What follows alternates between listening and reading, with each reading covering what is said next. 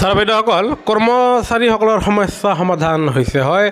Sir বাইদেউসকল কৰ্মচাৰীসকলে যি সমস্যাত ভুগিছিলে, যি শংকাত আছিলে, সেই শংকা দূৰ হৈছে আৰু যাৰ ফলত বাতৰিৰ পিছতে SBIৰ স্পষ্টীকৰণ দিছে আৰু যাৰ ফলত তেখেতসকলে কৈছে যে কাৰিকৰী বিজুতিৰ বাবে সন্নিৱিষ্ট হৈছিল ভুল ঠিকনা, ইতিমধ্যে কৰা হৈছে সংশোধন, সঠিক ঠিকনাৰ সৈতে পৰ্টেলত ডাউনলোড কৰিব পাৰিব পলিচি। কিয়নো বহিৰাজ্যৰ ঠিকনাত অসমৰ কৰ্মচাৰীসকলৰ লগতে শিক্ষকসকলৰ বীমাত বহিৰাজ্যৰ কৰ্মচাৰীৰ ঠিকনা আছিল।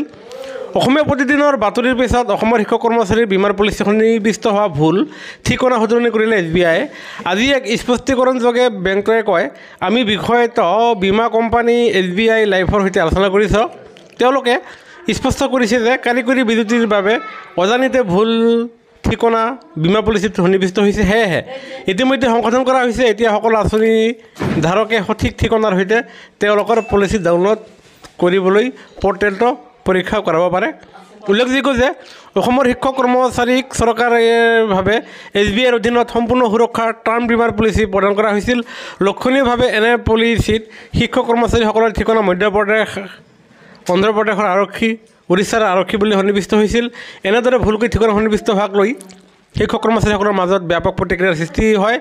এই সন্দৰ্ভত অসমীয়া প্ৰতিদিনত যোৱা 18 জুনত এক বাতৰি প্ৰকাশ হোৱাত যাৰ ফলত এয়া সংশোধন কৰি ঠিকনাসমূহ সংশোধন কৰা হৈছে বুলি বাতৰিযোগে প্ৰকাশ। সেয়েহে কৰ্মচাৰী পেঞ্চনৰ প্ৰতিৰোধৰ বাবে আমাৰ চেনেলটো ছাবস্ক্ৰাইব কৰিব নাপাহৰিব।